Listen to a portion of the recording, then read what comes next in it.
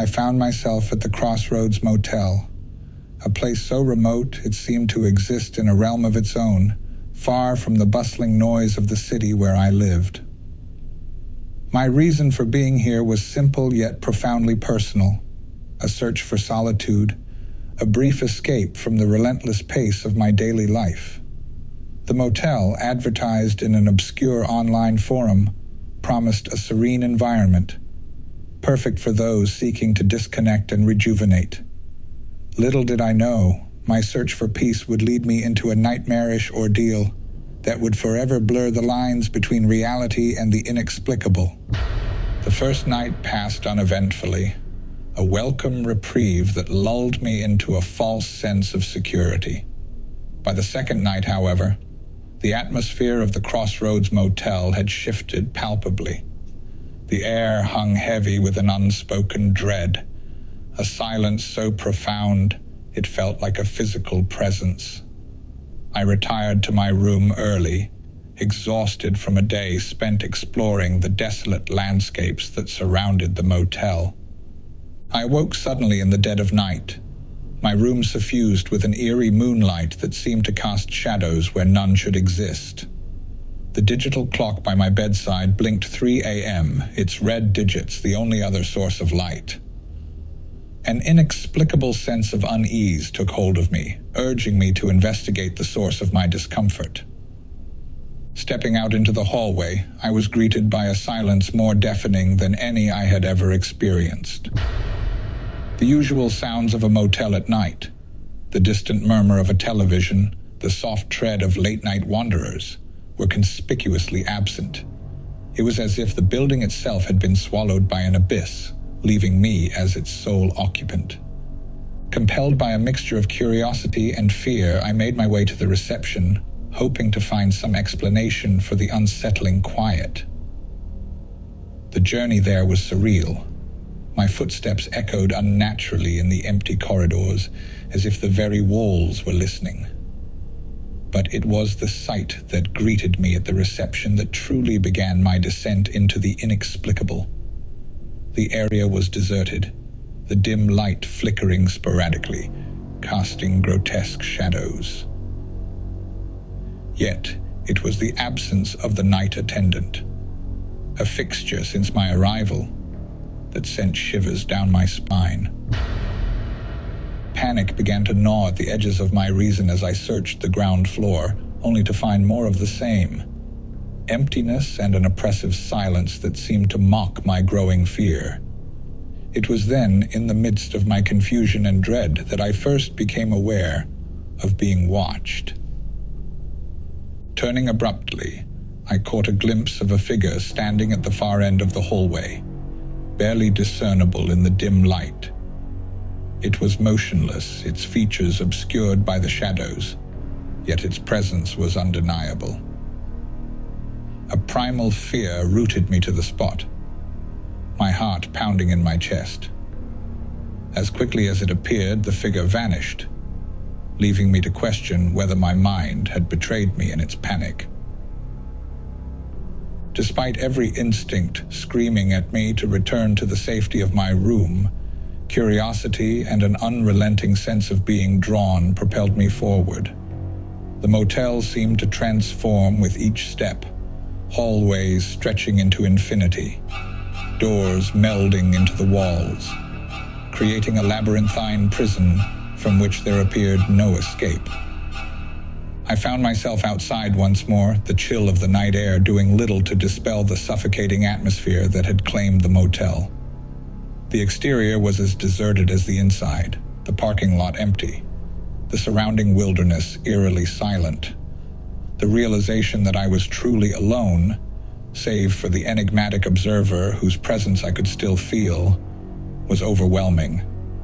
Retreating to my room felt like admitting defeat, yet the alternative was to wander aimlessly in a place that seemed to have slipped into another dimension entirely. The decision was taken from me, however, when I turned to find the figure once more watching me from a distance. This time its gaze felt more tangible, a weight that I could feel pressing against my very soul. The rest of the night was a blur of terror and confusion, I barricaded myself in my room, every noise a potential herald of some unspeakable horror. Sleep was an impossible dream, the fear of what lurked just beyond my door a constant companion. As dawn broke, the oppressive atmosphere lifted as suddenly as it had descended. The motel returned to its mundane self, the other guests emerging from their rooms, oblivious to the night's events. My inquiries were met with confusion and dismissive explanations of sleepless nights and overactive imaginations. Yet I could not shake the feeling of being watched, the memory of the figure etched into my mind. The Crossroads Motel had revealed a glimpse of something unfathomable, a reminder that some places are thin on the veil between our world and what lies beyond. My search for solitude had led me to a confrontation with the inexplicable, the first chapter in a nightmarish ordeal that was far from over.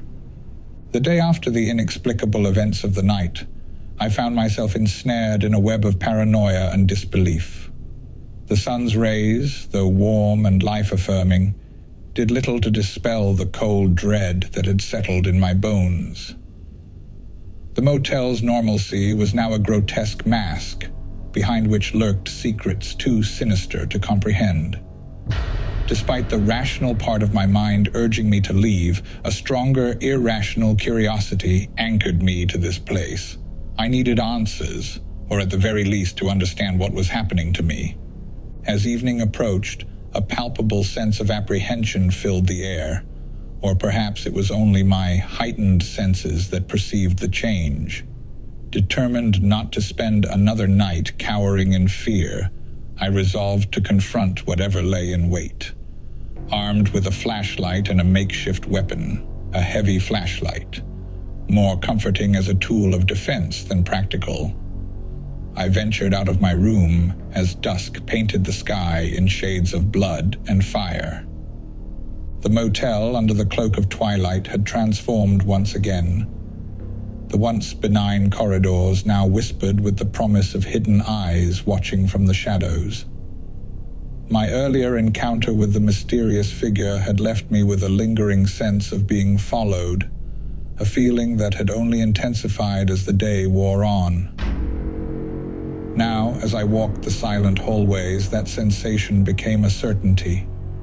I paused, listening intently for any sound that might betray the presence of the other.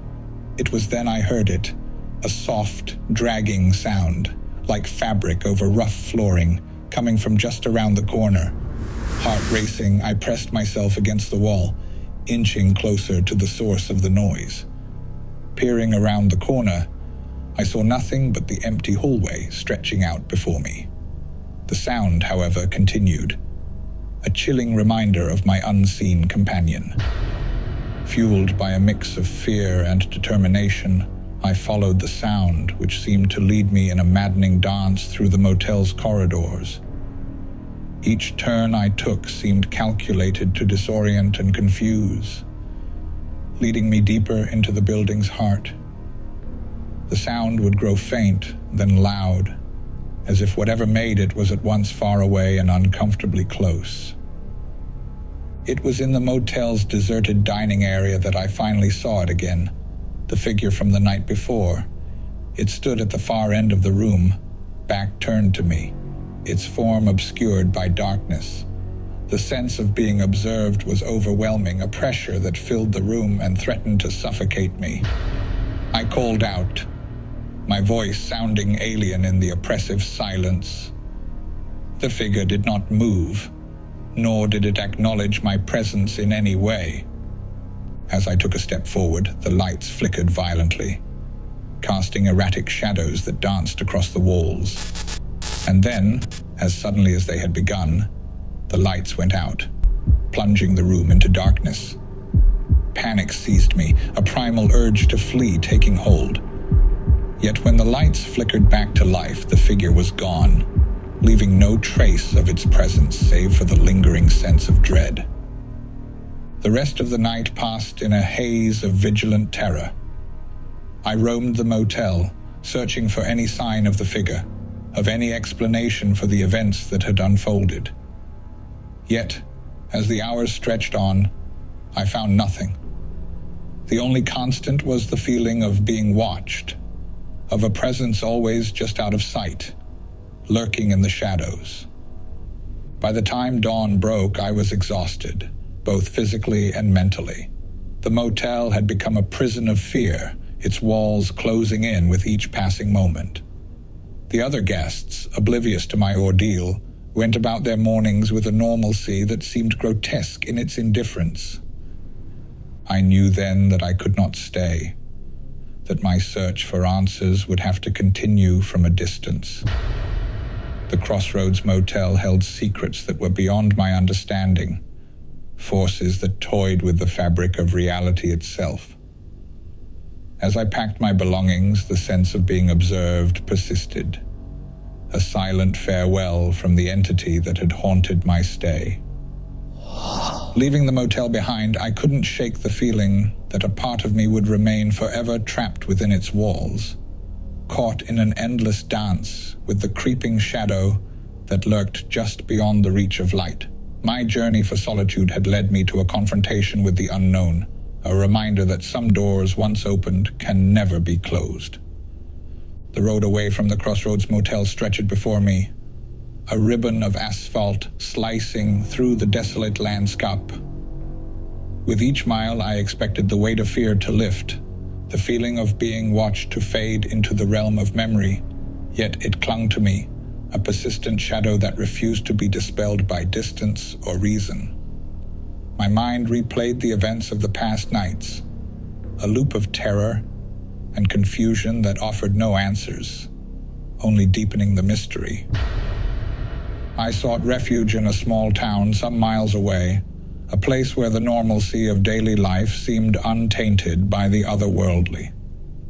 Here I hoped to find solace and perhaps a way to rid myself of the unseen observer that had attached itself to me. The town's quaint streets and the genuine smiles of its inhabitants were a balm to my frayed nerves, a stark contrast to the isolation and fear that had marked my stay at the motel. But as the day waned and shadows grew long, a familiar unease began to settle over me. The sense of being watched, which had abated somewhat in the light of day, returned with renewed intensity. I realized then that my ordeal was far from over. It had followed me, transcending the physical boundaries of the motel, to claim a place in my very being. That night, in a nondescript inn that promised a night's reprieve from my fears, the entity made its presence known once more.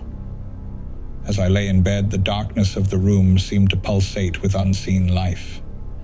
The air grew thick, charged with a malevolent energy that defied explanation. And then, the whispers began, a cacophony of voices that seemed to emanate from the very walls, speaking in tongues that twisted the mind with their incomprehensibility. I rose, driven by a need to confront this intrusion, to reclaim my sanity from the clutches of the unknown. The room around me seemed to warp, dimensions stretching and contracting in a grotesque dance that challenged reality. In the corner of my vision, I caught glimpses of the figure, its form now more defined, yet still shrouded in shadow. It moved with deliberate intent, always remaining just out of reach, a tormentor delighting in the chase. The night became a battle of wills, a struggle to maintain my grip on reality, as the entity sought to envelop me in its madness. Objects moved of their own accord, shadows twisted into grotesque forms, and the air was filled with the sound of unseen beings. The motel, it seemed, had been but a gateway, a threshold into a realm where the rules of our world no longer applied. As dawn approached, the activity waned, the entity retreating as the light reclaimed the world. Exhausted and on the verge of collapse, I was left to ponder the nature of my tormentor. It had shown itself capable of reaching beyond the confines of the motel, of touching the world in ways that defied understanding. The following days were marked by a cautious exploration of this new reality. I researched, digging into local lore and histories in search of anything that might shed light on my experience. The tales I uncovered spoke of ancient forces, of beings that existed in the spaces between, watchers who observed and occasionally interacted with our world in ways that could not be fathomed. Yet knowledge brought little comfort. The entity remained, a constant presence that hovered at the edge of perception.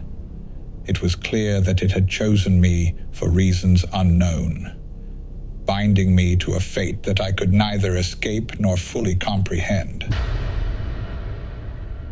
The town, with its veneer of normalcy, offered no sanctuary from the reach of the unseen observer. As I prepared to leave, to continue my search for answers, I understood that my journey had only just begun. The entity, whatever its intentions, had irrevocably altered the course of my life, leading me into a labyrinth of shadows from which there might be no escape. The road ahead was uncertain, a path that promised further encounters with the inexplicable. And so, with a heavy heart and a mind burdened with unanswered questions, I set out once more. The Crossroads Motel, the entity, and the events that had unfolded were now indelibly etched into my existence, a haunting melody that played endlessly in the background of my thoughts. My search for solitude had led me to a confrontation with the unknown, a journey into the heart of darkness that was far from over.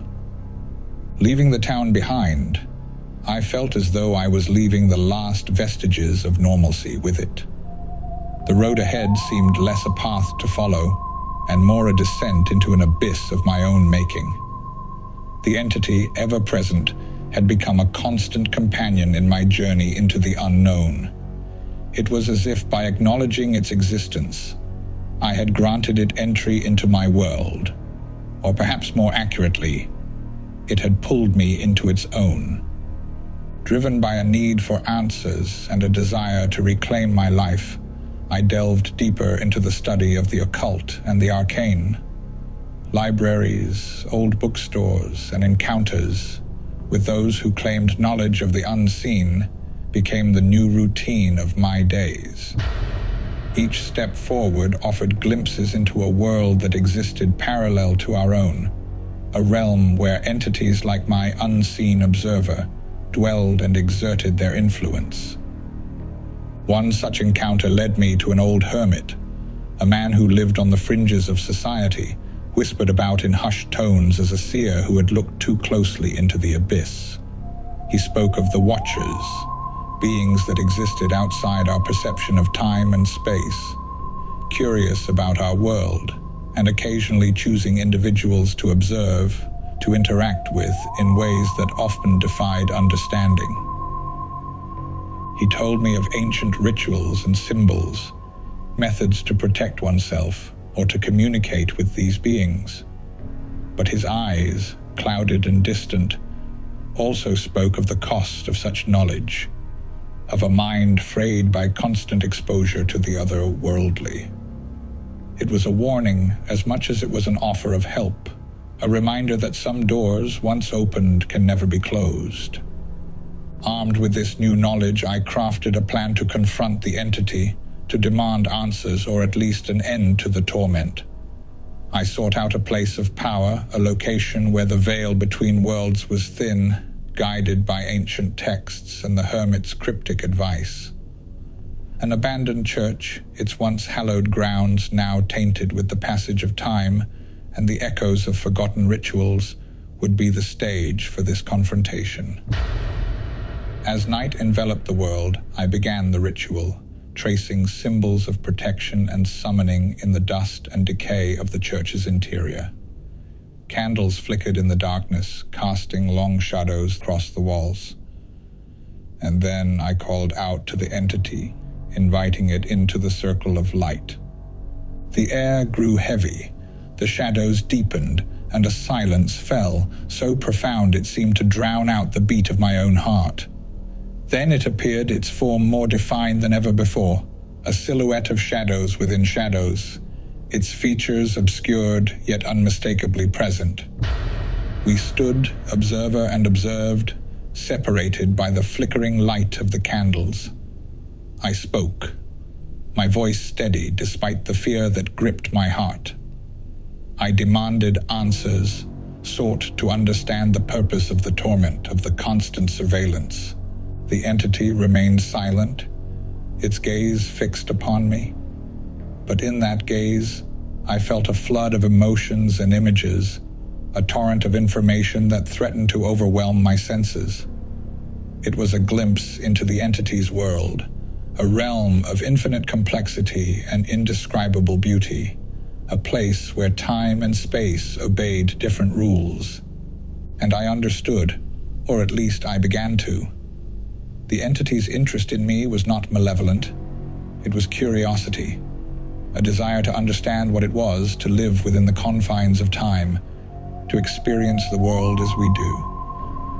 My suffering, my fear had been unintended consequences of this exploration, a byproduct of two worlds colliding. The realization brought little comfort, for the knowledge of such realms and beings came with its own burden. The entity withdrew, fading into the shadows from which it had emerged, leaving me alone in the flickering candlelight. The ritual had ended, but the journey was far from over. I had touched the abyss, glimpsed the other side, and been changed by it. The unseen observer might have withdrawn, but the world it had shown me, the knowledge it had imparted, could not be unseen. As dawn broke, I left the church, the symbols and candles now just remnants of the night's encounter. The road ahead was unclear, a path forever altered by my quest for understanding. My search for solitude had led me to a confrontation with the unknown, a journey into the heart of darkness, from which there was no return. In the aftermath of the ritual, the fabric of my reality began to fray at the edges. The encounter with the entity had irrevocably altered my perception, blurring the lines between the tangible and the unseen. The world around me felt less solid, less real, as if at any moment it might dissolve into the shadows from which the entity had emerged. Driven by a compulsion I could neither understand nor resist, I found myself returning to the Crossroads Motel, the origin of my descent into the abyss. The landscape seemed to warp around me as I approached, the air thick with a sense of impending doom. The motel itself appeared unchanged, a relic of normalcy in a world that had grown increasingly alien. But as I stepped into the lobby, I realized that the motel was no longer abandoned. The guests, if they could be called that, were shadows of people, flickering in and out of existence, their features blurred and indistinct. They paid me no heed, trapped in loops of motion and sound that were echoes of life rather than its substance. The night attendant, a figure from a nightmare, greeted me with a smile that was too wide, too knowing. Its eyes, dark pools of nothingness, seemed to peer into the very depths of my soul. It spoke in a voice that was both familiar and utterly alien, welcoming me back as if I had never left. I retreated to my room, the sense of being watched now a constant pressure at the back of my mind. The walls seemed to breathe, the shadows to whisper secrets in languages long forgotten. I was trapped, not by physical restraints, but by the unraveling of my own sanity. As night descended, the boundary between worlds grew thin, the motel becoming a nexus of terror that defied explanation. The guests, the shadows that masqueraded as people, began to change, their forms twisting into grotesque parodies of humanity. They moved in a jerky, unnatural manner, converging on my room with a singular purpose. I barricaded the door, but the barriers were no match for the forces that sought entry. The walls of the room began to crack and bleed, a black ichor that pulsed with malevolent life. The air was filled with the sound of 1,000 whispers, each one a promise of madness and despair. In the center of the room, the shadows coalesced into the form of the entity, its presence a black hole that threatened to consume everything. It spoke, its voice a cacophony of sounds that tore at the edges of my mind. It offered me a choice, a chance to step into its world, to relinquish my hold on a reality that had become a prison. The terror, the sense of impending doom, was overwhelming. Yet beneath it all, there was a pull, a desire to understand, to see what lay beyond the veil. The entity, my tormentor and guide, held out its hand, an invitation to the unknown. I took it, and in that moment, reality shattered. The motel, the world I had known, dissolved into an infinite expanse of darkness. I was adrift in a void, the entity my only anchor. It showed me the universe through its eyes, a tapestry of creation and destruction that was beautiful and terrifying in its complexity. Time lost all meaning as I was shown the secrets of the cosmos, the birth and death of stars, the weaving of destinies that spanned eons. I saw the threads that connected all things, the intricate dance of chaos and order that was the essence of existence. But such knowledge came at a price. My humanity, my very essence, began to unravel, lost in the vastness of what I had witnessed. I was no longer an individual, but a part of something greater, a piece of the cosmic puzzle that had no beginning and no end. And then, as suddenly as it had begun, the journey ended. I found myself standing outside the Crossroads Motel, the dawn light painting the sky in hues of gold and crimson. The motel was gone, replaced by an empty lot, a void where once had stood a gateway to the unknown. The entity, my guide through the abyss, had vanished, leaving me alone with the memories of what I had seen, what I had become. The world around me seemed smaller, less real, a pale shadow of the truths I had glimpsed. As I walked away from the empty lot, the Crossroads Motel nothing more than a memory. I knew that I had been changed in ways that could never be undone. The boundaries between worlds, between reality and the unimaginable, had been irrevocably blurred. My search for solitude had led me to a confrontation with the unknown, a journey into the heart of darkness that had unveiled the mysteries of the universe. But in doing so, I had lost myself, becoming a part of the very abyss I had sought to understand. The world I returned to was no longer my home, but a facade, a stage upon which the shadows of greater truths played out their endless dance. And I, a witness to the unfathomable, was forever marked by the journey, a traveler who had ventured too far into the unknown and had emerged, not unscathed, but transformed by the experience. If you enjoyed this video, please give us a like and please subscribe. Your support will help us tremendously. Thank you.